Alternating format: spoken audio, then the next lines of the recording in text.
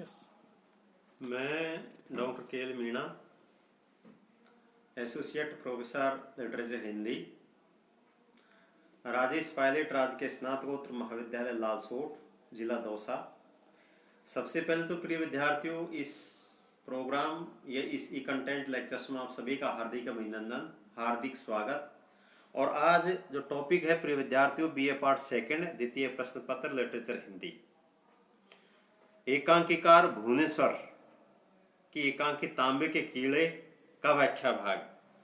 उससे पहले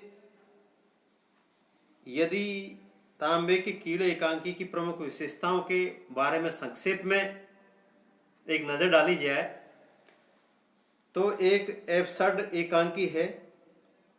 वर्तमान समाज के बेतरतीब और बेमतलब के जीवन चरित्र को प्रस्तुत किया गया है। आज इस भागदौड़ की जिंदगी में कोई तन से, कोई मन से और कोई चिड़चिड़े स्वभाव के साथ अपना जीवन व्यतीत कर रहा है। और इंसान आज भाग दौड़ की जिंदगी में सब कुछ होते हुए भी क्या आज दुखी है, क्योंकि वो सुख बटोरना चाहता है, सुख को कहीं प्राप्त करना चाहता है, पर तो सुख पकड़ में नहीं आ रहा। और जीवन ऐसा क्या कि उहापोह वाला जीवन, उबड़ खाबड़ वाला जीवन, एक तरह से ऊट पटांग वाला जीवन जी रहा है। न उसकी कोई दिनचर्या अच्छी है, न उसका कोई रहन सहन अच्छा है, न कोई उसका खान पीन अच्छा है, न कोई आचार विचार अच्छा है, न कोई नैतिक और मानवीय गुण अच्छे हैं। मात्र और मात्र या सिर्फ और सिर्फ एक अलग तरीके से क्या अपना जीवन जी रहा है। और इतना ही नहीं क्या कि इंसान इस अच्छे जीवन या सुख को प्राप्त करने के लिए श्याम दाम दंड भेद नीति या ये इनके इन प्रकार मेरा काम हो जाए, मेरा काम हो जाए, वो ऐसी नीति अपना के, चाहे उसको छल कपट धोखाधड़ी बेईमानी ईर्ष्या द्वेष घृणा वैमनस्य का कोई सा भी भाव अपनाना पड़े, परंतु वो चूकता नहीं है। उसी हिसाब से भुवनेश्वर ने इस एकांकी में तांबे के कीड़े बेतरतीब और एक तरह से क्या कि अलग तरीके से जीवन जी रहा, उसका जीता जागता चित्रण क्या कि इस एकांकी में भुवनेश्वर जी ने प्रस्तुत किया। साथ में कहा कि इंसान रिटर्न टू नेचर अर्थात प्रकृति की ओर नहीं लौटेगा तब तक उसका जीवन सुसभ्य तरीके से या अच्छे तरीके से क्या कि वो जीवन नहीं जी पाएगा। नेचुरल है कि सृष्टि या प्रकृति हमेशा संतुलन चाहती है, संतुलन बना रहे। जैसे वर्तमान में क्या कोरोना महामारी का दौर चल रहा है, पूरी दुनिया में करीब क्या कि 10-12 लाख लोग मारे गए, और अमेरिका जैसा देश तो क्या कि एक तरह से 2 लाख से अधिक लोग मारे गए वहां। तो क्या कि सब कुछ ध्यान होते भी, क्योंकि दिनचर्या क्या कि हमारी अस्त व्यस्त हो गई है। आज शरीर में क्या कि बीमारियों पे बीमारी बढ़ती जा रही है। आज टेंशन क्या कि एक तरह से तनाव से इतना ग्रसित है, चिंता से इतना ग्रसित है कि वो कोई रास्ता ही नहीं निकाल पा रहा कि हम क्या करें क्या नहीं करें। व्यवस्था उबड़ खाबड़ है। तो उसी की ओर जीता जागता चित्रण क्या कि एक तरह से भुवनेश्वर जी ने किया है। और इसमें तांबे के कीड़े अत्यंत रोचक और जिज्ञासापूर्ण है। जो प्रस्तुत एकांकी का जो शीर्षक है तांबे कीड़े, बहुत ही रोचक और जिज्ञासापूर्ण। तांबे वाटी तांबे के कीड़े की एकांकी में तांबे का कीड़ा ही नाम क्यों लिया है? तो क्योंकि सामान्यतः देखे जाए तांबे के कीड़े होते ही नहीं है, तांबे के कीड़े कभी नहीं होते, परंतु पाठक या दर्शक की प्रबल जिज्ञासा होती कि एकांकर ने अपनी एकांकी का शीर्षक तांबे के कीड़े क्यों रखा। अब प्रश्न उठता है कि नाम तो और भी कई एकांकियों के रखे जा सकते हैं, जैसे भूले बिसरे हैं, उगता हुआ सूरज है, कई में शीर्षक रखे जा सकते थे, पर तांबे के कीड़े से क्या अभिप्राय है? तो इसमें कि यह जिज्ञासा प्रारंभ से अंत तक बनी रहती है। इसका अनवसर अर्थात प्राप्त एकांकी के लेखक को न्यूरोटिक तक कह देता है। साथ में प्रस्तुत एकांकी का शीर्षक तांबे के कीड़े प्रतीकात्मक है। क्योंकि कीड़े तो होते हैं, वे विनाशक स्थिति के बोधक होते हैं। क्योंकि कीड़े तो होते हैं परंतु क्या विनाशक स्थिति के बोधक होते हैं, जैसे विनाश करने वाले, पतन करने वाले। और लेकिन तांबे के कीड़े नहीं होते हैं। कीड़े तो होते हैं, इसमें तो कोई परेशानी नहीं, परंतु वो विनाशक स्थिति के बोधक होते हैं, परंतु तांबे के कीड़े नहीं होते यहाँ। अतः प्रतीकात्मक के आधार पर आज के समाज में व्यतीत पीड़ित मानव तांबे के कीड़े अर्थात निर्जीव स्थितियों में भुक्तभोगी प्राणी है। अर्थात दुखित पीड़ित अवस्था में आदमी जीवन जी रहा है। और क्या कि तांबे का कीड़ा, क्या कि तांबे कीड़ा निर्जीव होता है, क्या कि तांबे का कीड़ा निर्जीव होता है। और निर्जीव स्थिति में क्या कि भुक्तभोग प्राणी है, भुक्तभोगी प्राणी है, वह दब्बूपन है, व्यवस्था है, एम से पीड़ित व्यथित तक जिंदगी को बेतरतीब ढंग से ढोते हुए चित्रित किए गए हैं, बेतरतीब ढंग से। क्योंकि तांबे के कीड़े होते ही नहीं है।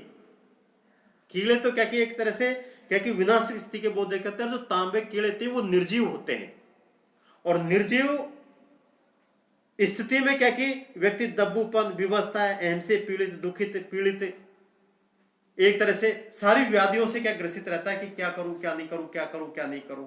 तो उस उहापोह की स्थिति में क्या कि एक तरह से जीवन जीता नजर आता है। तांबे के कीड़े ठीक है निर्जीव होते हैं, परंतु एक निर्जीव सा क्या कि इंसान के पास सब कुछ होते हुए एक निर्जीव सा जीवन इंसान जी रहा है, निर्जीव सा इंसान जीवन जी रहा है कि क्या करूं क्या नहीं करूं। तो वही स्थिति इसमें चित्रित की गई है कि आदमी क्या कि दब्बूपन से ऊपर आए, अहम से क्या कि एक तरह से अहंकार से क्या कि दूर हटे। जैसे जब आपको यदि अहंकार परेशान कर रहा हो, एक तरह से घमंड परेशान कर रहा हो कि मेरे पास इतनी धन दौलत है, मेरे पास इतनी प्रॉपर्टी, मेरे पास इतनी कायनात है, वगैरह वगैरह, तो एक सीधा सा फार्मूला है। कोई गरीब आदमी, कोई गंदी बस्तियों में रहने वाला, कोई झुग्गी झोपड़ी में मुसाफिर, राहगीर, दीनहीन, उस व्यक्ति को याद कर लीजिए आप। आहिस्ते आहिस्ते धीरे धीरे धीरे धीरे क्या घमंड या अहंकार रफू चक्कर होता नजर आएगा, रफू चक्कर होता नजर आएगा। तो वही बात क्या कि भुवनेश्वर जी कहते हैं कि एकांकी एक ऐसी हो, एक ढंग की एकांकी हो, और उसमें क्या कि व्यक्ति का जो क्या कि एक तरह से असहनीय या एक तरह से क्या कि उस स्थिति में जीवन जी रहा है, तो उसका क्या कि एक तरह से क्या कि जीवन जीने का कोई तर्क नहीं है। अरे कीड़े तो होते हैं, परंतु क्या कि आप तांबे के कीड़े हैं, तांबे कीड़े की निर्जीवता का रूप धारण करके जीवन ना जिए आप। कहते हैं कि जीवन रो रो के जियो तो जीवन जीना, हंस के जियो तो जीवन जीना है। तो क्यों नहीं क्या कि फिर जीवन ही जीना है, तो हंस के ही क्या कि जीवन जीने में फायदा है। क्यों समस्या है, आती है चली जाती है, जैसे ऋतु में आती है, ऋतु में आती है और चली जाती है, वैसे ही इंसान के सामने सुख और दुख का दौर चलता रहता है। सुख और दुख भी ऋतुओं की भांति क्या एक तरह से चलते रहते हैं। परंतु इंसान को क्या घबराना नहीं चाहिए, डटकर मुकाबला करना चाहिए। आज क्या कि इंसान के पास सब कुछ, गाड़ी घोड़े, प्रॉपर्टी का एक तरह से मकान, सारा खान पीन, रहन सहन, और हमारी सरकारें भी क्या कि खूब एक तरह से गरीबों को क्या भरपेट भोजन खिला रही है। सरकारें खूब लाखों करोड़ रुपए क्या कि एक तरह से क्या कि गरीब आदमी पे बहा रही है, परंतु उसका फायदा उठाना चाहिए, और एक निर्जीव प्राणी की भांति क्या कि जीवन नहीं जिए, और एक अच्छा सुसभ्य तरीके से जीवन जी पाओगे। तो तांबे के कीड़ा जो शीर्षक है ना, वो अपने आप क्या स्वतः ही क्या एक तरह से मन से विचारधारा से हट जाएगा। परंतु तांबे के कीड़े निर्जीव होते, निर्जीव स्थितियों में क्या कि एक भुक्तभोगी प्राणी इंसान जो क्या कि एक तरह से क्या कि व्यवस्था क्या बहुत बद से बदतर होती नजर आती है। तो आइए प्रिय विद्यार्थियों, ज्यादा समय नहीं लेके मैं एकांकी का जो व्याख्या भाग है वो पढ़ाता हूं, फिर प्रसंग है, फिर व्याख्या है, फिर विशेष है, फिर उसके बाद चैप्टर खत्म है। देखिए आप, नहीं मैं ये सब नहीं करूंगा, तुम ऐसे गैर राज शब्द क्यों बोलती हो, मथना मैं नहीं जानता कैसे, लेकिन यह जानता हूं कि एक बात खूबसूरती से कही जा सकती है। नहीं मैं एक बारगी शरीर को दिमाग के बंधनों से अलग कर दूंगा, मैं लड़ूंगा, मैं शहीद हो जाऊंगा, मैं आज अजनबियों की भाषा बोलूंगा जैसे वह डूब रहा हो, मैं सूरज का गला घोट दूंगा। प्रस्तुत अवतरण प्रसंग में प्रस्तुत अवतरण भुवनेश्वर द्वारा रचित एकांकी तांबे के कीड़े शीर्षक से उद्धृत है। एक स्त्री जब अपने मसरूफ पति से कहती है कि तुम्हें अपनी आत्मा शरीर को मतना चाहिए, तब उसका उससे ये कहता है कि मतने का काम न करके मैं अपने दिल और दिमाग से दुनिया को समझा दूंगा, और इसमें चाहे मैं शहीद ही क्यों नहीं हो जाऊं। ये कथन मसरूफ पति का है। अर्थात क्या कि मतना चाहिए, परंतु पति ये कहता है कि दिल और दिमाग से दुनिया को मैं समझा दूंगा। अगर सच्चे मायने में दिल और दिमाग से क्या कि एक तरह से इसका सही यूटिलाइज, सही सदुपयोग किया जाए तो बहुत सी समस्याओं का समाधान हो सकता है। आज हमारे पास सब कुछ होते भी क्या कि हम क्या कि एक तरह से निराश। तो आइए व्याख्या में वह कह रहा है कि मैं तुम्हारी सलाह पर नहीं चलूंगा, मुझे तुम्हारे शब्द बड़े भारी और बेमतलब लगते हैं, मतना शब्द की गंभीरता को मैं नहीं समझता, मुझे इसकी आवश्यकता नहीं है। स्वयं चिंतन करने की अपेक्षा मैं अपने विचार खूबसूरत शब्दों के माध्यम से लोगों के सामने रखूंगा।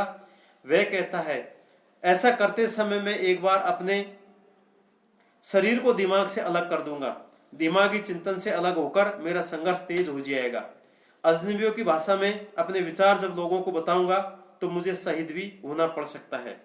इसी संबंध में अपनी परेशान रमणी से कहता है कि वह सूरज का गला घोट देगा, अर्थात अपनी वैचारिक अंधकार की लड़ाई में चिंतन मन से सूर्य का प्रकाश रोक देगा। ऐसा कहते कहते वह नाराज में डूब जाता है। विशेष इस कथन के माध्यम से मसरूपति ने अपनी सोच, चिंतन और भावनाओं की यथार्थ अभिव्यक्ति दी है। अपनी सोच, चिंतन और भावनाओं को एक यथार्थ या कड़वे सच के रूप में उजागर की है। अवतरण की भाषा उर्दू मिश्रित शब्दों सहित प्रतीकात्मक से भरपूर है। यह एक एब्सर्ड नाटक है जहां पात्र अपनी ही दुनिया में सिमटे हुए आत्म केंद्रित दिखाई देते हैं। थैंक्स प्रिय विद्यार्थियों।